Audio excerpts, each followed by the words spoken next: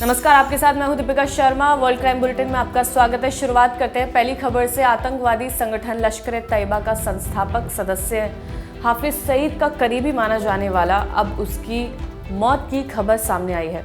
दरअसल इस शख्स का नाम है अब्दुल सलाम भुट्टावी, जिसकी पाकिस्तान की जेल में मौत हो जाती है। लेकिन ये खबर की पुष्टि अब यूएन करता है, जो कि 7 महीने बाद सामने आई है कि उसकी मौत पाकिस्तान की एक जेल में हो चुकी है। ये आतंकी हाफिज अब्दुल सलाम भुट्टावी हाफिज सईद का डिप्टी था और मुंबई हमलों में शामिल गुर्गों को तैयार करने में उसने भूमिका निभाई थी। वेबसाइट पर दी गई जानकारी के मुताबिक, यानी कि यूएन वेबसाइट पर जो जानकारी दी गई है उसके मुताबिक ये पता चला है कि वो पाकिस्तान की जेल में मर चुका था।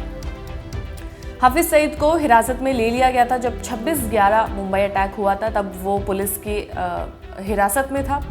तब भुट्टावी ने कम से कम 2 मौकों पर लश्कर-ए-तैयबा में एक अहम भूमिका निभाई थी, यानी कि उसने जगह जगह से लोगों को इकट्ठा किया था और 26/11 मुंबई हमले में उसने अपनी भूमिका निभाई थी, यानी कि कई लोगों के मारे जाने के पीछे इस आतंकवादी का हाथ था।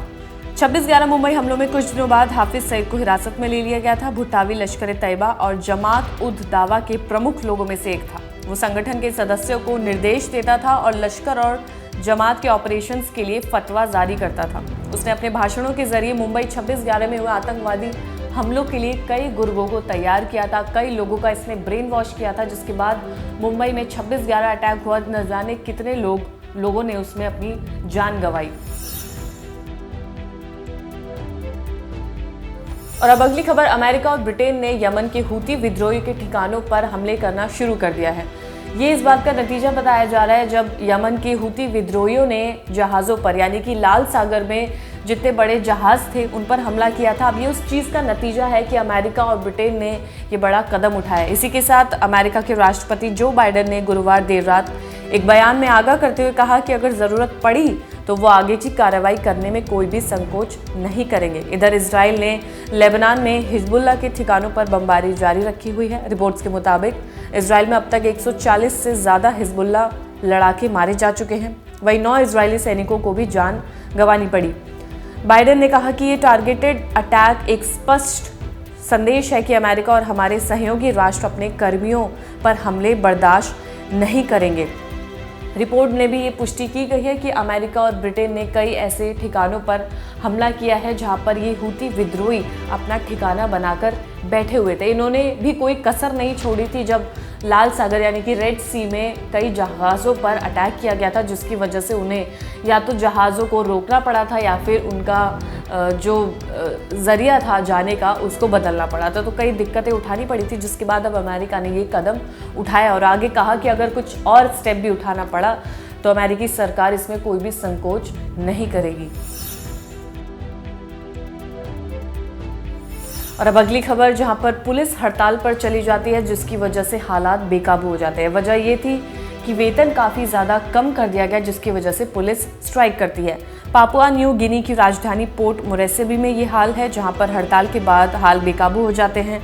लोगों ने लूटपाट मचाई, दंगे भी हुए हैं, गाड़ियों को आग लगाई गई है, छोटी मोटी दुकानों में आग लगाई है, सुपरमार्केट को लूटा गया है।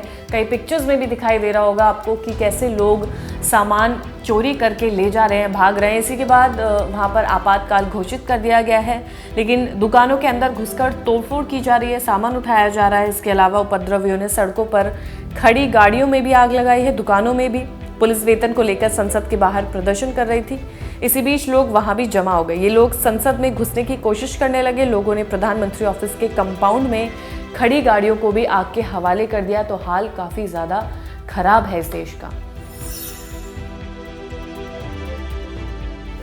और अगली बड़ी खबर अमेरिका से, जहां पर अमेरिका के राष्ट्रपति जो बाइडेन के बेटे हंटर बाइडेन की आज अदालत में पेशी होगी। इनके ऊपर आरोप लगा है टैक्स चोरी का, और वो छोटा मोटा अमाउंट नहीं, काफ़ी ज़्यादा बड़ा अमाउंट है। अब बड़ी बात यह है कि जो जज होंगी वो भारतीय मूल की जज हैं, जिनका नाम है अलका सागर, जो कोर्ट में जिनके सामने हंटर बाइडेन को पेश किया जाएगा। राष्ट्रपति के बेटे पर $14 लाख की टैक्स चोरी का आरोप लगा है। इस केस में हंटर बाइडेन की पहली पेशी होगी। दरअसल 2016 से 2020 के बीच हंटर बाइडेन पर $14 लाख की टैक्स चोरी का आरोप लगाया गया है। रिपोर्ट के मुताबिक उन्होंने अपनी लग्जरी लाइफस्टाइल पर लाखों डॉलर खर्च कर दिए, लेकिन उस पैसे का टैक्स नहीं चुराया, ये उन पर आरोप है। आरोप है कि हंटर बाइडन ने साल 2016 से लेकर साल 2020 के बीच $7 मिलियन की कमाई की थी, लेकिन इस पर बिना टैक्स चुकाए उन्होंने अपनी लग्जरी लाइफ यानी कि अपनी कार पर, अपने होटल्स पर, अपने कपड़ों पर, अपने खाने पीने पर खर्चा किया, लेकिन उसका टैक्स नहीं चुकाया। तो आज अदालत में इनकी पेशी होने जा रही है। अब देखना होगा कि कोर्ट क्या फैसला सुनाएगा। और अगली बड़ी खबर, दक्षिण अफ्रीका ने इजराइल पर आरोप लगाया। आरोप ये है कि इजराइल ने फिलिस्तीनियों का नरसंहार किया है और उसे जल्द से जल्द रोका जाए।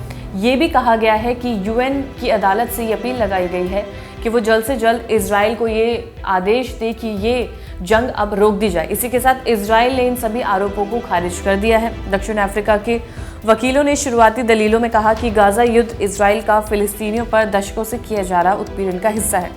दरअसल नरसंहार के आरोपों से जुड़े मुकदमे की अंतर्राष्ट्रीय न्यायालय में 2 दिवसीय सुनवाई हो रही है। दक्षिण अफ्रीका गाजा में इजरायली सैन्य अभियान को रोकने के लिए इजराइल के खिलाफ जंग रोकने के आदेश की मांग कर रहा है। वो मांग कर रहा है कि जल्द से जल्द इस जंग को रोका जाए ताकि जो फिलिस्तीनियों पर अत्याचार हो रहा है वो जल्द से जल्द रुक जाए। लेकिन अदालत और यूएन इसमें क्या फैसला लेती है वो देखने वाली बात है। और फिलहाल इस वर्ल्ड क्राइम बुलेटिन में इतना ही। ताज़ा खबरों के लिए देखते रहिए क्राइम तक।